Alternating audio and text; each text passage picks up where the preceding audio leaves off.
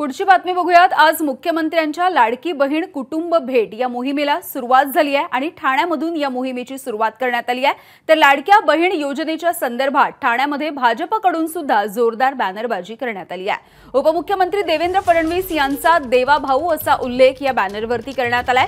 एकनाथ शिंदे यांच्या ठाण्यामधल्या निवासस्थानाच्या बाहेर मोठ्या प्रमाणात ही बॅनरबाजी करण्यात आली आहे। विशेष म्हणजे बॅनरवरती देशाचे पंतप्रधान नरेंद्र मोदी, मुख्यमंत्री एकनाथ शिंदे आणि उपमुख्यमंत्री देवेंद्र फडणवीस यांचे फोटो लागले असून या बॅनरवर उपमुख्यमंत्री अजित पवार यांचा फोटो लावण्यात आला नाहीये आणि त्यामुळे अर्थातच राजकीय वर्तुळामध्ये सुद्धा चर्चा सुरू झाली आहे।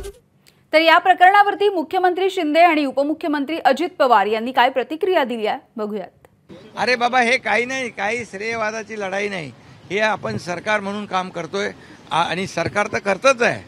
शासन आपल्या दारी कसं राबवलं आपण तसं सरकार आपलं काम करतंच। आम्ही तिघही लाडकी बहीण योजना, मुख्यमंत्री माझी लाडकी बहीण योजनेमध्ये आम्ही जातो ना, ते चेक वाटप करायला त्या कार्यक्रमामध्ये, आणि प्रत्येक पक्ष आमचे महायुतीचे आपापल्या परीने आपापले कार्यकर्ते, त्यांचे कार्यकर्ते देखील म्हणजे चारही बाजूनी लाभार्थी वंचित राहता कामा नये यासाठी हे सगळं, याच्यात कुठलंही क्रेडिट श्रेयवाद नाही।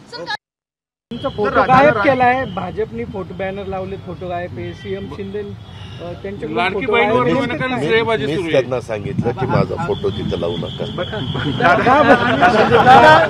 माझे फारच फोटो सगळीकडे सुरू झालेत, म्हणले जरा कमी करा।